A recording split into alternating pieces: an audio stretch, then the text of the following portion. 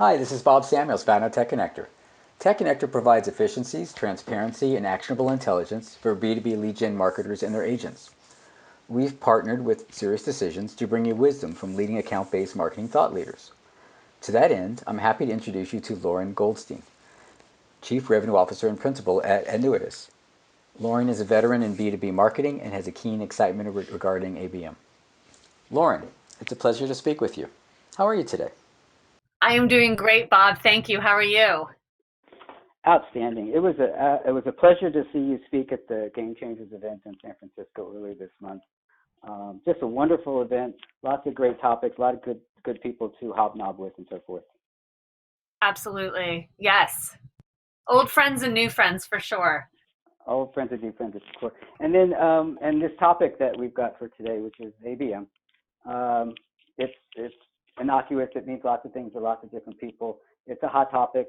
It's as I think we spoke earlier, it's smart marketing. So Absolutely. if you can give our audience a little bit of your background about where you've been, what you've kind of, your approach, where have you come across ABM, just as an overview, and then we'll get into some of the details. Absolutely. So I have spent the better part of 25 years in B2B marketing, which I think officially makes me part of the old guard. That being said, in the 25 years that I've been doing B2B marketing, a lot has changed. The channels that we use to go to market, the ease in which we can really measure our lead to revenue velocity and percentages. I mean, so many things have changed. But I'll tell you what, Bob, the one thing that hasn't changed is that the notion of spending your time and efforts, not just as a marketing organization, but as a company, focused on your ICP, your ideal customer profile, focused on your best targets, that's just good business. And so I think that ABM is a term that's definitely gotten a lot of attention in the last decade or so. But really, for those of us that have been in B2B marketing for a lot of years, it is helping, I think, organizations refocus on those most important prospects. And those of us have been around long enough to know, I mean, ABM, it's named accounts. It's target accounts. It's targeted accounts. It's nothing new. It's where are we going to get our best bang for our efforts? I think the thing that, listen, there's a lot of noise about it. I think there's a lot of technology companies that are helping you either better target who you're going after at a company level and or a contact level. There are a lot of great tools that allow you to personalize the experience in an easier way, perhaps, than you had been able to do before. I think there's a lot of analytics that we can bring to the table so that, for instance, if several people within an organization are consuming content on your website at the same time, you can connect those efforts and really make sure that your salesperson is aware of everything going on in their account. So I think that technology has definitely advanced our ability to, again, connect and engage that target audience. But the notion of ABM is absolutely just, again, good marketing. Yeah, absolutely. And I think one of the things I'm learning is a lot of it happens before you actually start. So it's the strategic planning and the coordination within the company before you even start with an outreach. Absolutely. I always kind of chuckle when I see one of the technology companies, selling their bright, shiny object. And I see the marketer's eyes light up when they think, oh my gosh, if I just buy this shiny widget, my ABM is set. I'm golden. I'm going to deliver to the business. And you and I both know that it's not that easy. ABM is hard work. It means, first and foremost, as an organization, you have to align around who your ICP is. And that in of itself can require a lot of change management, a lot of alignment between key stakeholders within the business. And so I think step one is really getting alignment around who your ICP is, and then starting to think about, well, what are the different ways that we want to engage with them? And what are the different narratives that we need to have with them? So in a lot of ways, it's the same fundamental marketing and sales strategy that you need. You have to start with understanding who the ICP is, what are the conversations you want to have with them throughout an entire buying cycle, and what are the measurements, what are the KPIs by which you will judge if you've been successful. And in a lot of the companies, actually all of the companies that we're working with, it really comes down to how quickly they converted, if their customer lifetime value is significant to the organization, if they're satisfied and willing to engage with you over time. So it's a lot of the classic marketing principles. The wrapper of ABM is, again, definitely helpful in honing in on that right audience, but it's not solved by a bright, shiny object. It's not solved by a widget. It still requires hard work, perseverance, and a thoughtful narrative between a brand and a buyer.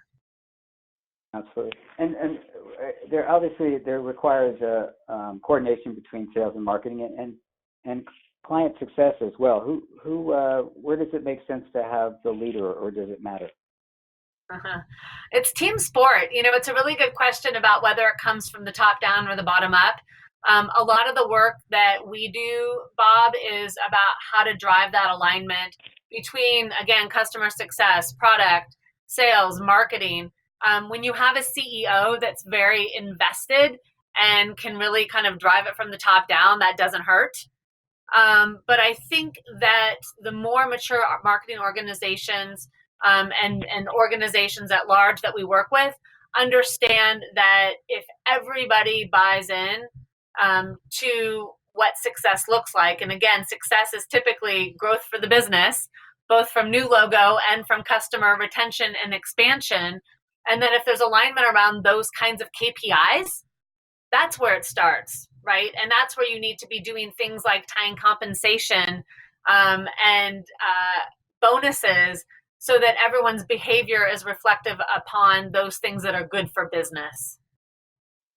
That makes sense. And you mentioned, I always get fooled when I hear account-based marketing because it's got that marketing word in there. But the reality is that a good chunk of the effort or the best value of it is from actually existing clients and doing the land and expand and increasing the footprint and so forth.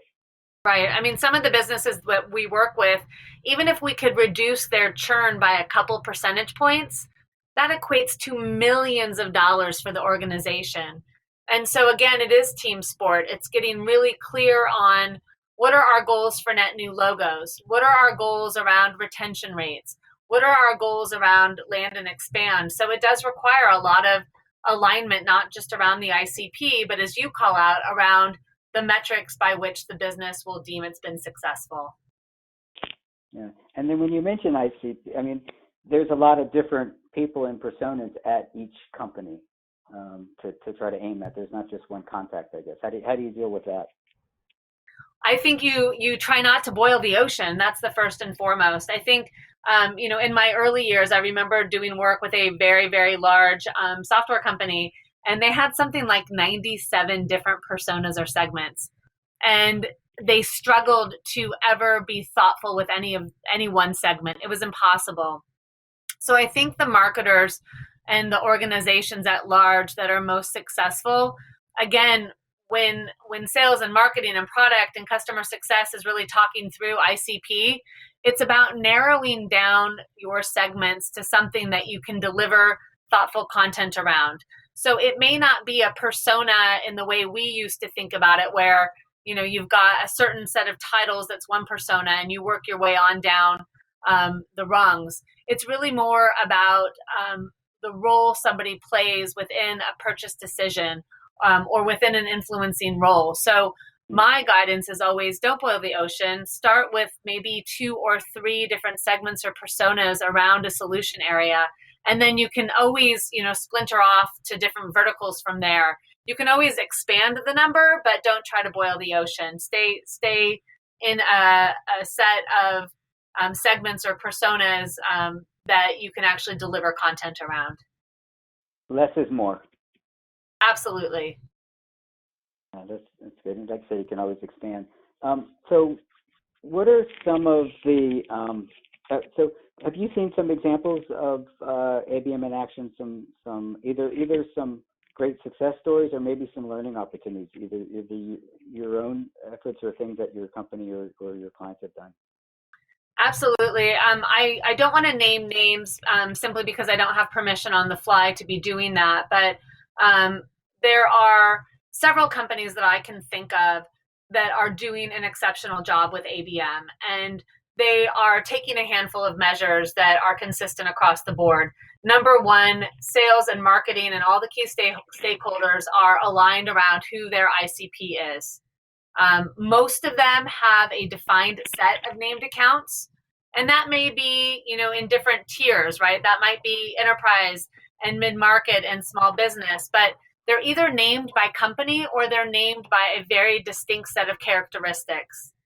And then against each of those segments, they've got very aligned go-to-markets that aren't just about random acts, right? It's not just about, hey, let's go hit them at a trade show, or hey, let's do a webinar, but they're thoughtfully orchestrating the right conversations with those segments from the moment they enter a conversation or download a piece of content or shake hands with somebody at a trade show. They really orchestrate and personalize that conversation till it gets to a point that perhaps sales or a BDR should get involved and start to really take it a step further.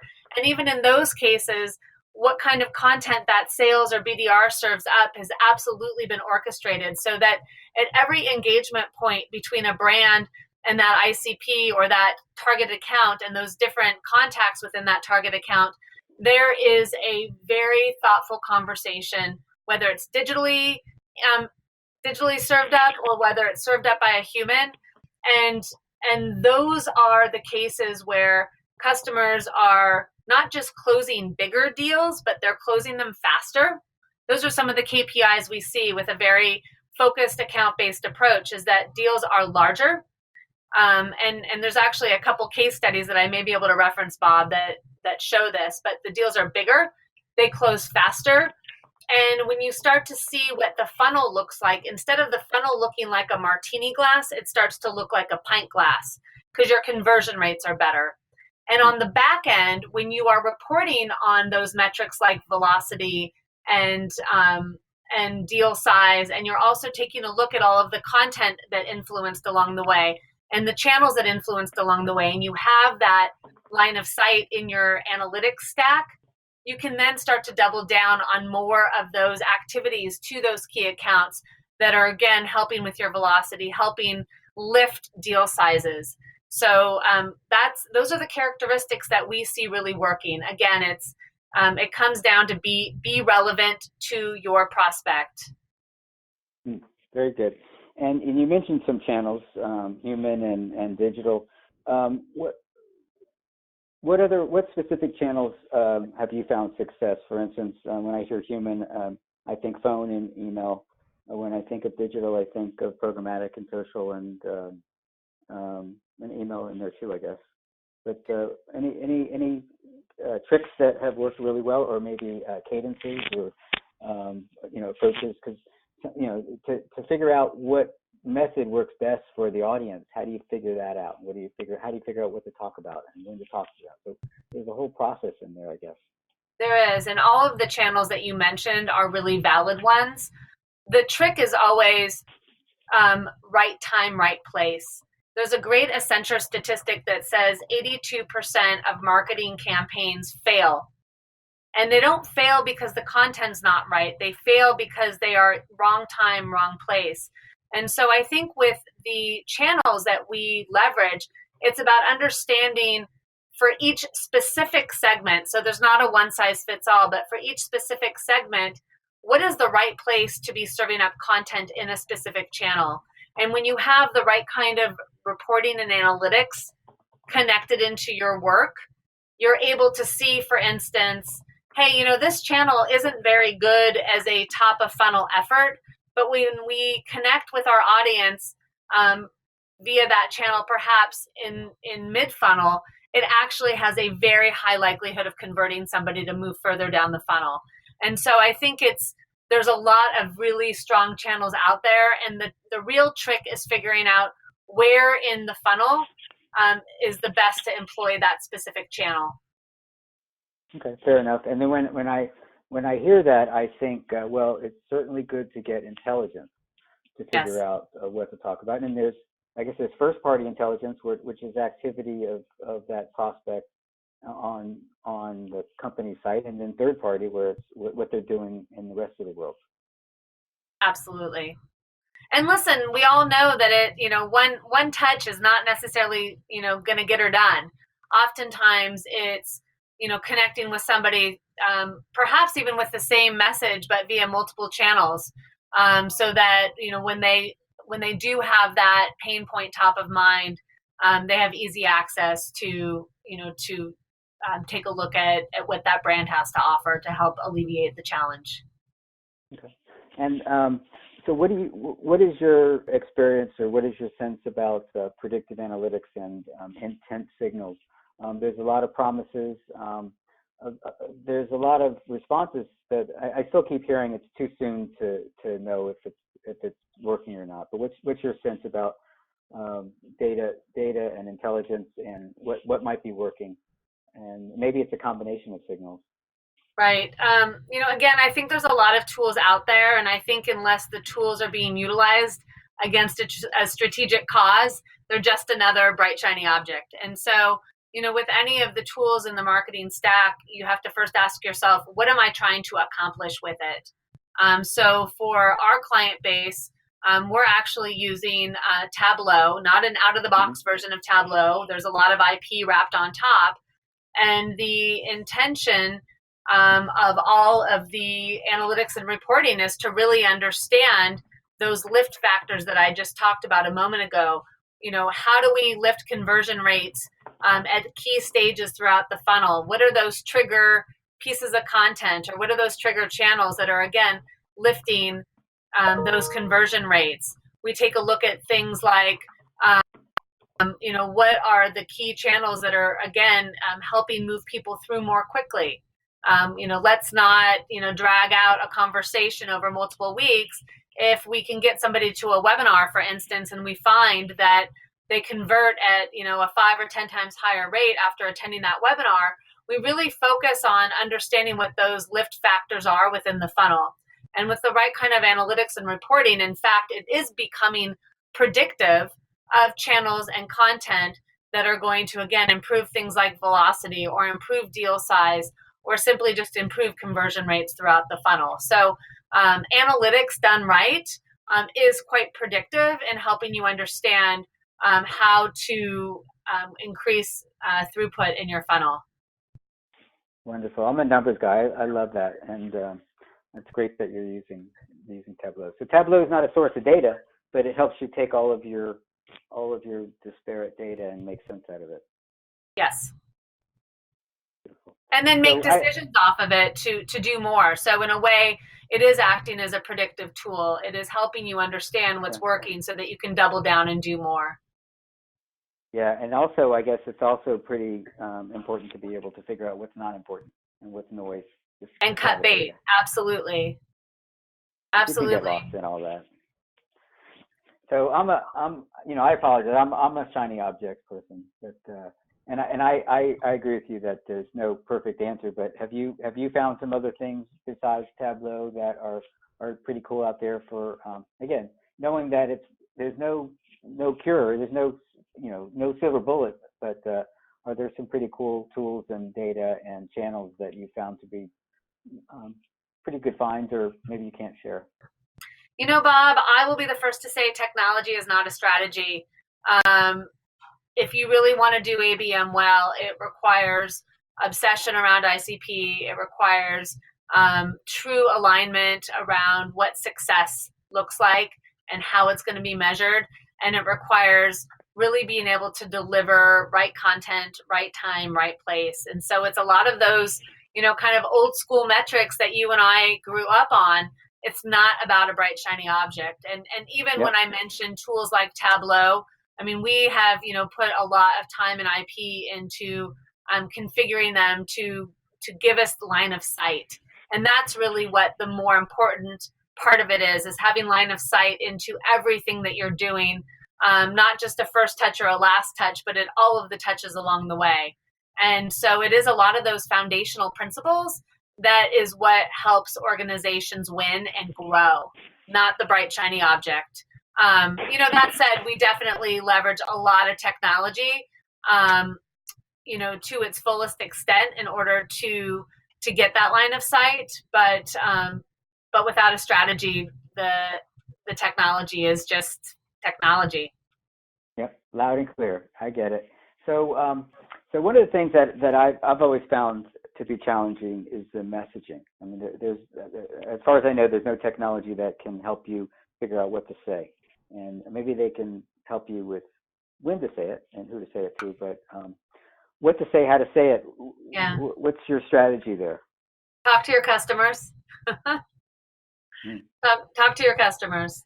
That's the good news. And in my early days, when there was not as much digital, you had to really spend a lot of time doing focus groups and interviewing and really making sure that your message was perfect. But fast forward 20, 25 years, and if we talk to our customers and we get a sense of messaging that's good, we can optimize to make it great. And I think that's the beauty of digital, is that we can launch with good and optimize to make it great. That's a good point. That's true, because I started back when I started. I was in newspapers and right. Printing on dead trees, and we didn't know we didn't know who read page 3 and what they did with it and what caused the traffic to go up. And so to be able to measure with digital is just kind of fun for me. So. Right, absolutely. It just allows you to get intelligence, in days, not years. Exactly. So one other topic that's fairly hot these days, especially when California folks around, is GDPR. Is that something that is a challenge for you as far? I mean, I guess personalization is great, but then there's limits and there's legal limits and so forth. So has that been a challenge? I don't think so. I mean, again, there are some basic guidelines that every business has to adhere to.